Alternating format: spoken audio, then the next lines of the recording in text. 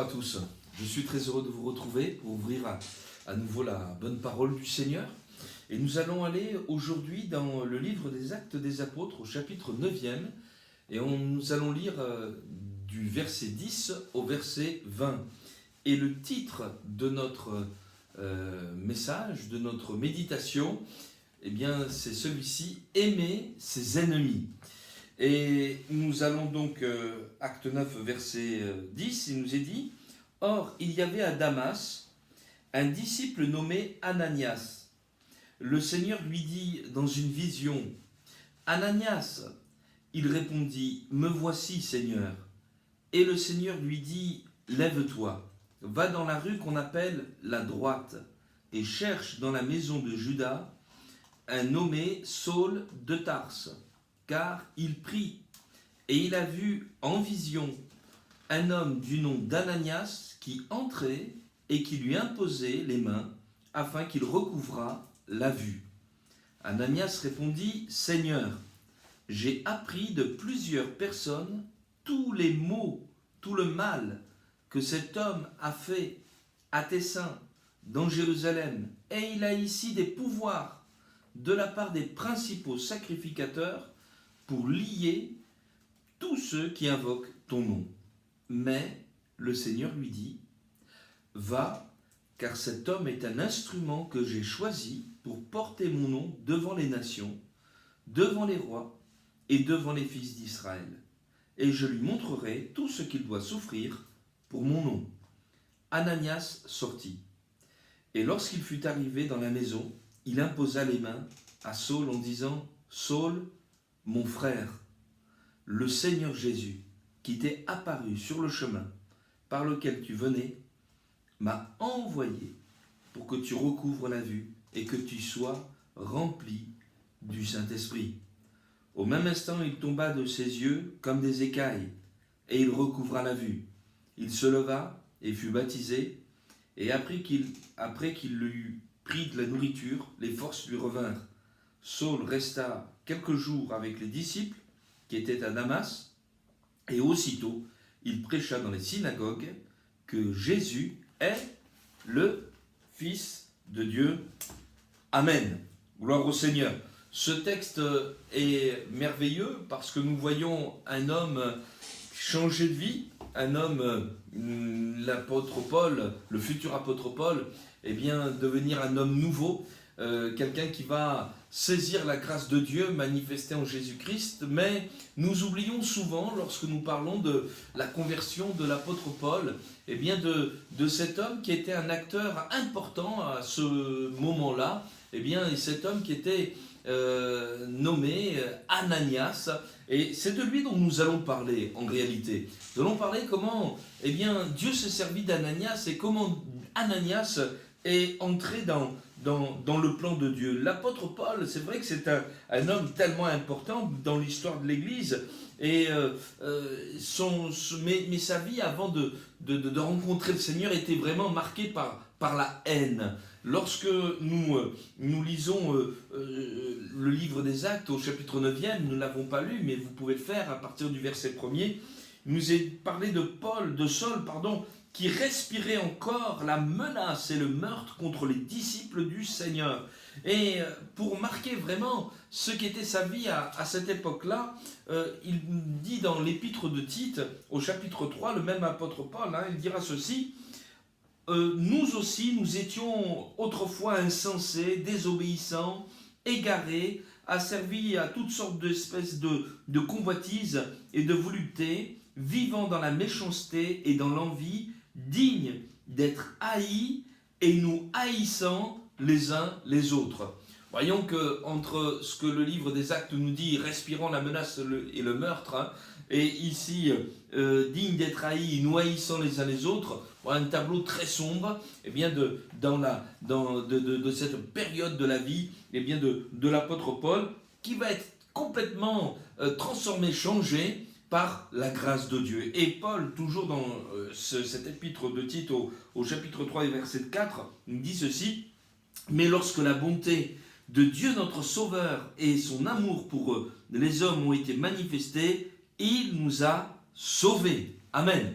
Vous avez remarqué que le mot mais est important, mais lorsqu'il nous est dit la bonté de Dieu notre Sauveur et son amour pour les hommes ont été manifestés, il nous a sauvés.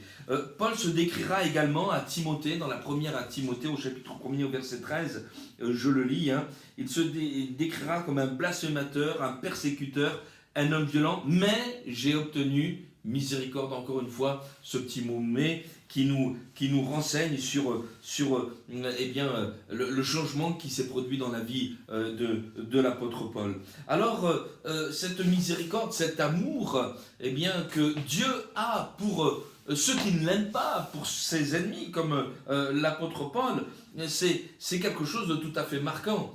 Jésus dira, par exemple, dans l'évangile selon Luc, au chapitre 6 et au verset 35, « Aimez vos ennemis ». On pourrait dire, oui, mais enfin c'est facile à dire, c'est peut-être un peu plus difficile à réaliser et à mettre en pratique.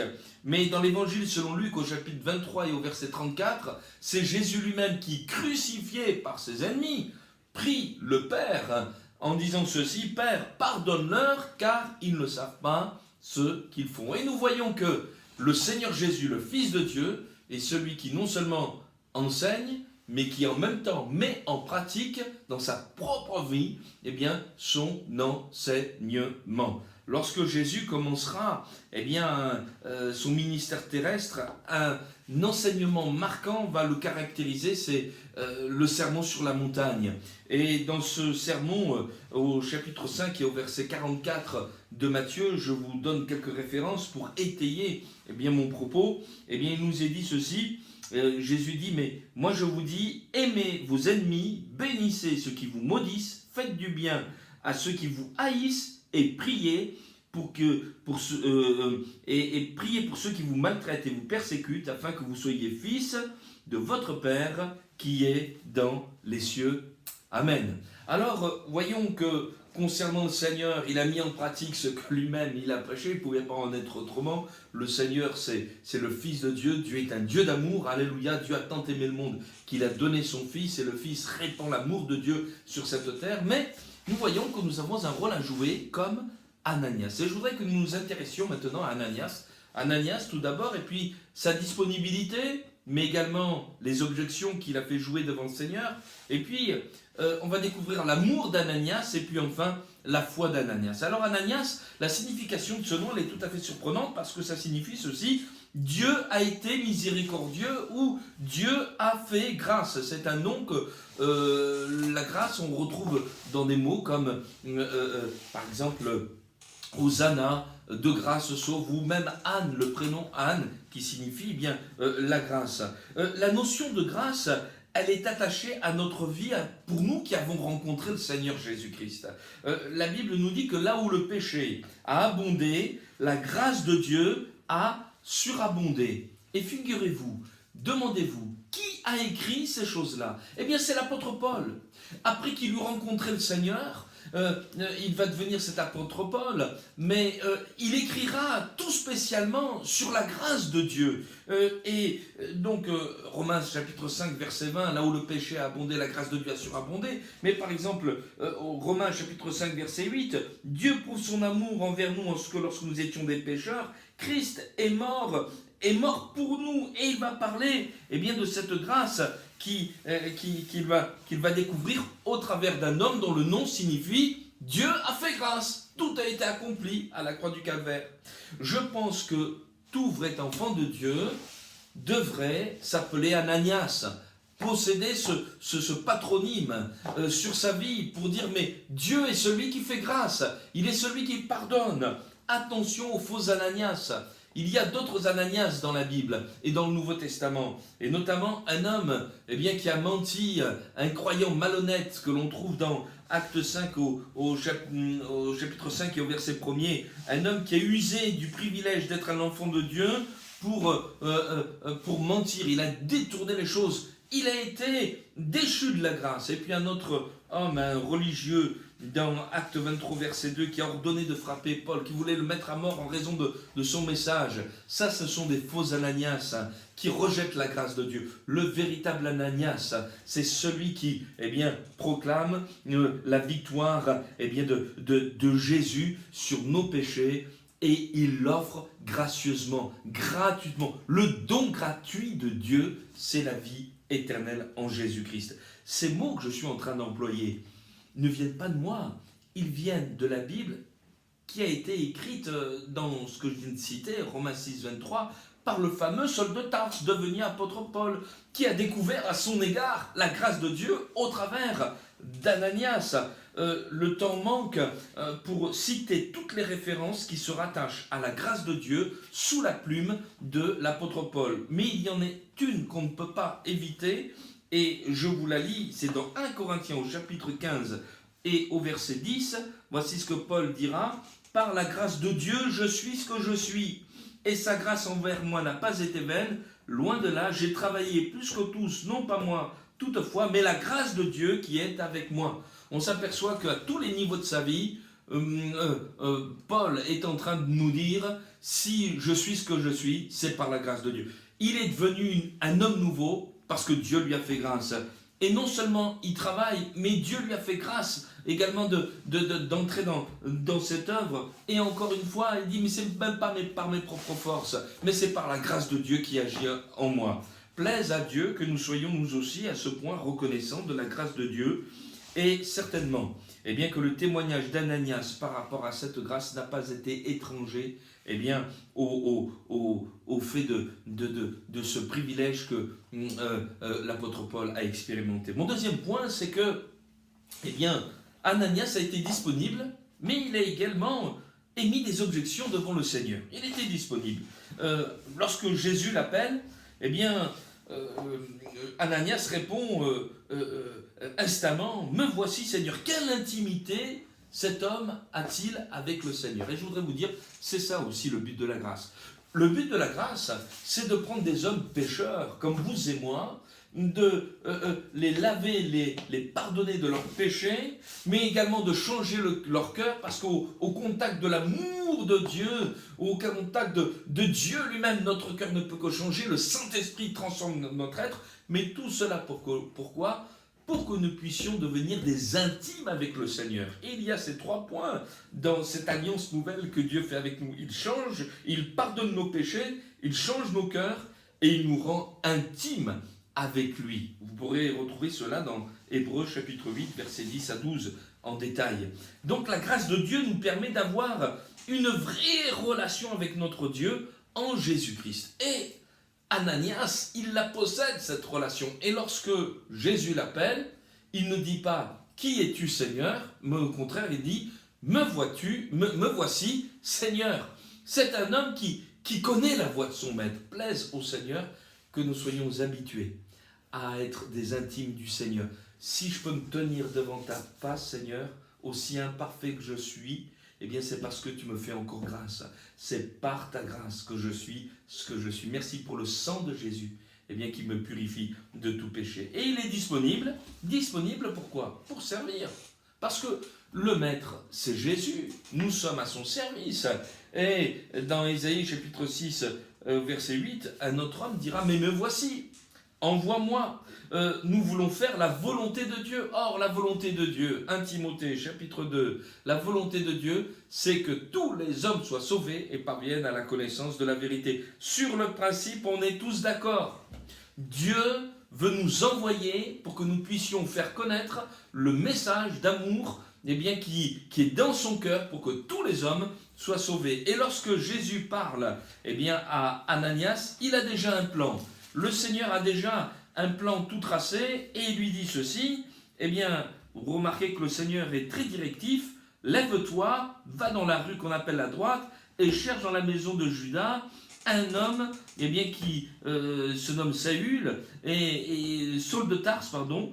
Il prie, il a vu en vision un homme du nom d'Ananias qui est entré, qui lui a imposé les mains et afin qu'il recouvre la vue. On s'aperçoit que le Seigneur, il a déjà tout préparé, il a déjà dit au travers d'une vision à Saul que Ananias allait venir, et maintenant, eh bien, Ananias exécute eh bien, la chose. Lève-toi, va, cherche, impose les mains, etc.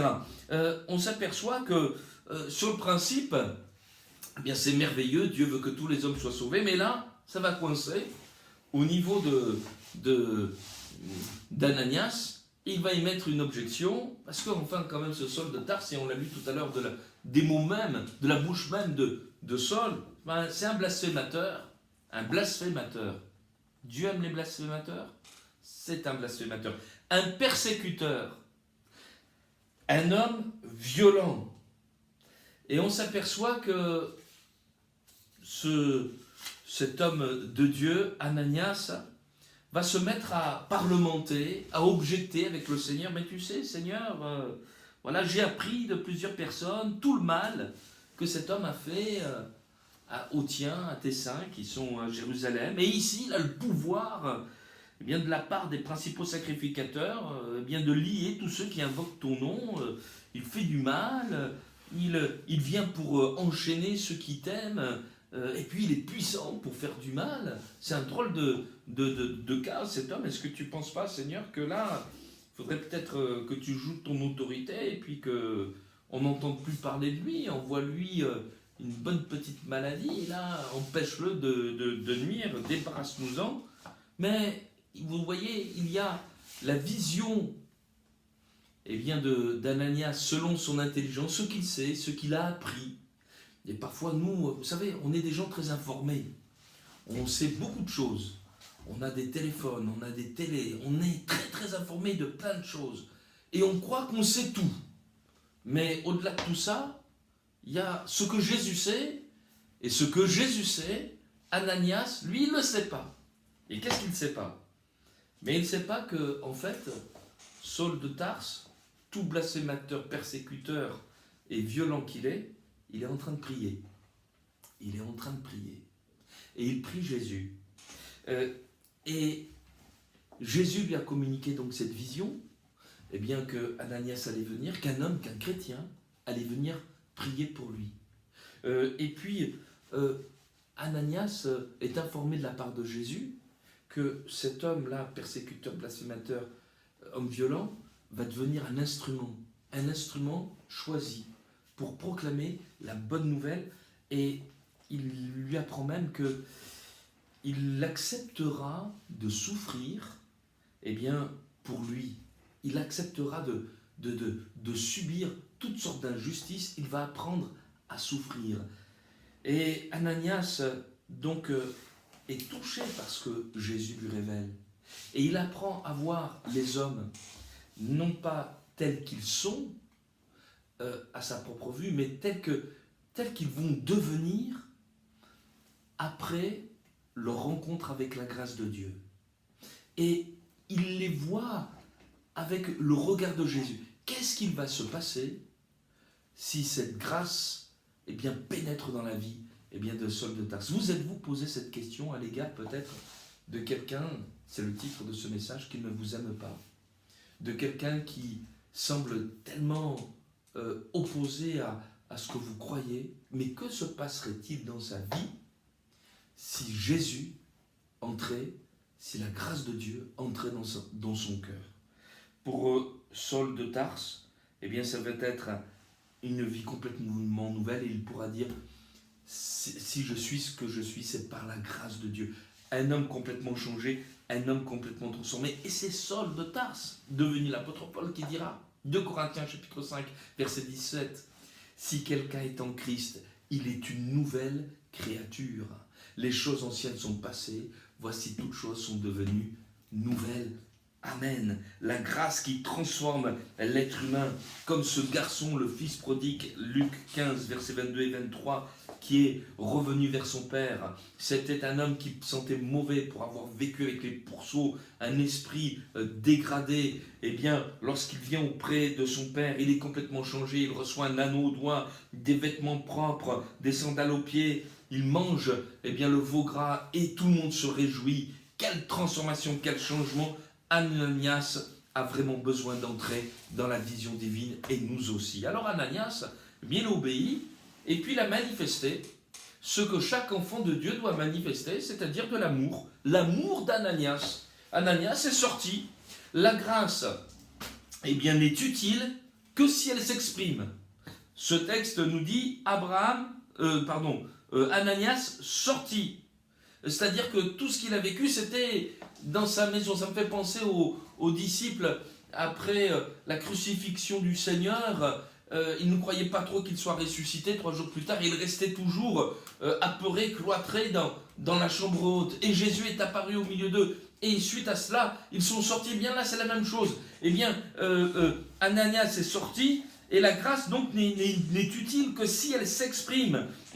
Par exemple, je vous lis ceci dans Matthieu au chapitre 5 et au verset, c'est toujours le sermon sur la montagne, et au verset 14, il nous est dit ceci: vous êtes la lumière du monde. Une ville située sur une montagne ne peut être cachée, et on n'allume pas une lampe pour la mettre sous le boisseau, mais on la met sur le chandelier. Dieu a tant aimé le monde qu'il a donné son Fils. Il a exprimé son amour, notre Père Céleste, en donnant son Fils. Et puis, regardez même ce que l'Écriture nous dit dans le livre des Proverbes. Ce n'est pas tout à fait en rapport sur le thème, mais quand même sur la notion d'expression, oui. Eh bien, Proverbes chapitre 27 et le verset 5e, il nous est dit ceci: mieux vaut une réprimande ouverte qu'une amitié cachée. La Bible est en train de dire: quelqu'un qui t'aime mais qui ne le dit pas, quelqu'un qui est ton ami mais qui ne le dit pas, c'est pas très utile. Mais quelqu'un qui te reprend, même si c'est dur à entendre, eh ben c'est plus utile quand même. Alors, nous voulons comprendre bien que l'amour doit s'exprimer. Ananias est sorti et il a imposé les mains. L'amour s'est exprimé comme cela. Il a touché Saül. Il a touché cet homme que tout en Saul repoussait Ananias, un blasphémateur. Je ne touche pas un blasphémateur, un persécuteur, oh, ça me fait peur. Un homme violent, oh, j'ai envie de partir. Non, il va à son contact, il le touche. Ça me fait penser à Jésus qui a touché le lépreux dans Matthieu chapitre 8. Cet homme qui a pu dire: Seigneur, si tu le veux, tu peux me rendre pur. Jésus le touche et il lui parle après pour le guérir. Je le veux, sois pur. Et là, nous voyons que Ananias, touche cet homme. Cet homme, il ne le trouve pas dégoûtant, il ne lui fait plus peur. Il ne voit qu'un pauvre homme qui vit dans les ténèbres parce qu'il est aveugle suite à la gloire de Dieu qu'il a vue. Et il lui impose les mains, comme s'il lui disait ceci: tu vois, bien ce que j'ai, je te le donne. Moi aussi, j'étais dans les ténèbres avant de rencontrer Jésus. Mais il m'a pardonné de mes péchés. Cette lumière qui est entrée dans ma vie, elle peut entrer aussi dans la tienne. Vous savez, la lumière, elle a ceci de particulier. Quand vous allumez une bougie, par exemple, vous allumez une bougie, il y a la flamme qui est là, et il y a une autre bougie. Et vous pouvez vous servir de la bougie allumée pour allumer la bougie qui est éteinte. Mais la bougie qui est allumée ne perd pas sa lumière parce qu'elle a partagé la flamme. La flamme reste toujours la même. Vous pouvez faire l'expérience si vous ne me croyez pas. Mais, en attendant, cela est pour nous un message. Je ne vais pas perdre quelque chose en révélant, en donnant ce que j'ai reçu. Je n'ai pas d'or, je n'ai pas d'argent. Mais ce que j'ai, je te le donne. Au nom de Jésus-Christ, sois sauvé. Alléluia. Découvre toi aussi la grâce et l'amour du Seigneur. Alors, il ne va pas simplement imposer les mains, mais il va parler également. Ananias, il va expliquer, il va bien dire: mais je connais ta vie. Le Seigneur me l'a révélé, puisqu'il dit ceci: Saul, mon frère. C'est beau quand même, hein? Saul, mon frère. Toi qui es un persécuteur, toi qui es venu pour faire du mal, je t'appelle mon frère. Mon frère, le Seigneur Jésus qui t'est apparu sur le chemin par lequel tu venais, ça veut dire: je sais d'où tu viens, je sais ce que tu es venu faire. Eh bien, il m'a envoyé pour que tu recouvres la vue et que tu sois rempli du Saint-Esprit. Amen.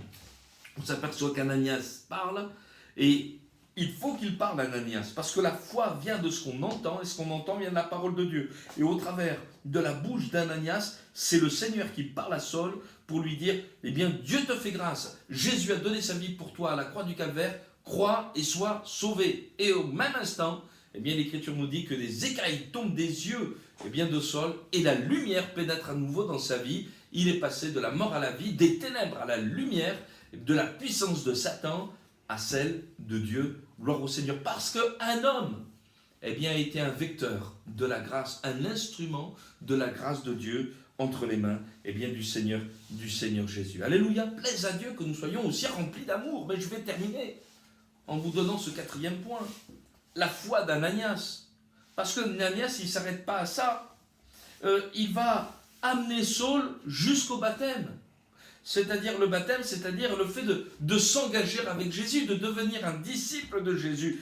L'amener à se joindre à d'autres chrétiens. Il le fait entrer parmi le peuple de Dieu.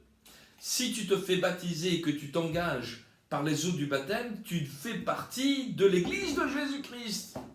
Quelle foi! Peut-être quelqu'un va dire, on va quand même attendre un petit peu, parce que, voilà, bon, c'est bien quand même, il a accepté la grâce de Dieu, mais il est toujours quand même, il est toujours entouré de ses anciens copains, là, on va voir qu'est-ce qu'il va faire. Et il n'attend pas ça. Ananias, lui, croit que la grâce de Dieu est capable de changer complètement un homme. 2 Corinthiens 5,17, je l'ai dit, les choses anciennes sont passées. Voilà, c'est passé. Maintenant, c'est devenu un homme nouveau. C'est plus le vieux Saul, c'est le nouveau Saul. Et il est une nouvelle créature.